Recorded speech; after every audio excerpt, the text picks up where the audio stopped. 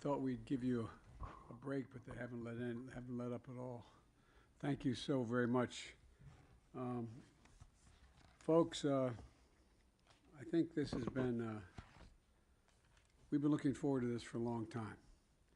And it's wonderful to welcome you all for the first time together, leaders of the Pacific Islands and Washington. You know, the summit honors a deep history that our nations share, and a long-standing trade, diplomatic relationships, and a shared fight to defend freedom. And the sacrifices we made together, the partnerships between and among our peoples, helped bring an end to the bloody war in the Pacific during World War II. And recently, we honored the 80th anniversary of the Battle of Guadalcanal at a memorial in the Solomon Islands. And today, security in the Pacific and for the Pacific Islanders remains as critical as ever to us, and I hope to you as well. To secure the security of America, quite frankly, and the world depends on your security and the security of the Pacific Islands, and I really mean that. So this summit is also about deepening our enduring commitment to each other and our shared future. Our commitment to tackling the climate crisis, which threatens all of us. We're seeing the consequences of climate change around the world very vividly, including in the United States right now. And I know your nations feel it acutely, and for you all, it's an existential threat. It's an existential threat. And we're also committed to working together to equitably rebuild the global economy in the wake of COVID-19 and Russia's war. You know, to ensure an Indo-Pacific region that's free and open, one that is stable and prosperous, and resilient and secure. A great deal of the history of our world is going to be written in the Indo-Pacific over the coming years and decades, and the Pacific Islands are a critical voice in shaping that future. And that's why my administration has made it a priority to strengthen our partnership with your countries and with the Pacific Islands Forum. I was honored to be the first U.S. president to address the forum last year, and Vice President Harris shared our vision for cooperation with the Pacific Islands Forum at your leaders' meeting. This year, we also launched the Partners in the Blue Pacific Initiative.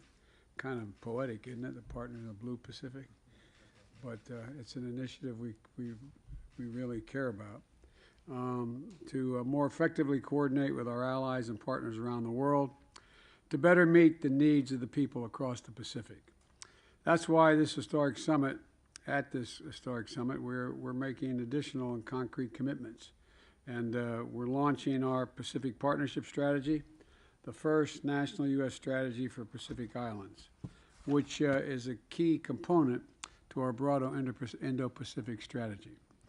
We're also announcing more than $110 million in expended U.S. programs to improve the lives of Pacific Islanders, which includes more than $130 million in new investments to support climate resilience and to build sustainable blue economies in the Pacific Islands, prepare for climate impacts on public health and food security, and to strengthen sustainable development, and also to build a better early warning capacity to predict, prepare for, and respond to climate hazards. This is going to build on approximately $375 million in climate programs we currently have in the region. We're also taking several important diplomatic steps, and I'm proud to announce that following appropriate consultations, we will recognize the Cook Islands and Niue as sovereign states. And we look forward to successfully concluding negotiations for a compact free association with three of our closest partners in the region: the Federated States of Micronesia, the Republic of the Marshall Islands, and the Republic of Palau. The United States is committed to consulting with all of you and engaging collaboratively at every turn, because it's very much in our interest as well as, I hope, yours. That's what this summit is all about. And with your permission, I'd also like to briefly address the shameless and transparent effort by Russia to annex parts of neighbor Ukraine. The United States, I want to be very clear about this, the United States will never, never recognized Russia's claims on Ukraine's sovereign territory. This so-called referenda was a sham, an absolute sham. The results were manufactured in Moscow. And the true will of the Ukrainian people is evident every day as they sacrifice their lives to save their people and maintain the independence of their country and in defense of freedom as well. Russia's assault on Ukraine in pursuit of Putin's imperial ambitions is a flagrant violation of the UN Charter and the basic principles of sovereignty and territorial integrity. I'm grateful to the Pacific Island leaders for standing up for these basic principles and for your strong moral leadership on global issues at the United Nations. And I'm looking forward to hearing from all of you, and I'm even looking forward to, hosting you at the White House tonight for dinner. I don't know what's on the menu yet, but I hope it's good. But all kidding aside, I'm looking forward to seeing you tonight, and I'm going to turn it over to Secretary Blinken. Thank you very much, Mr. President.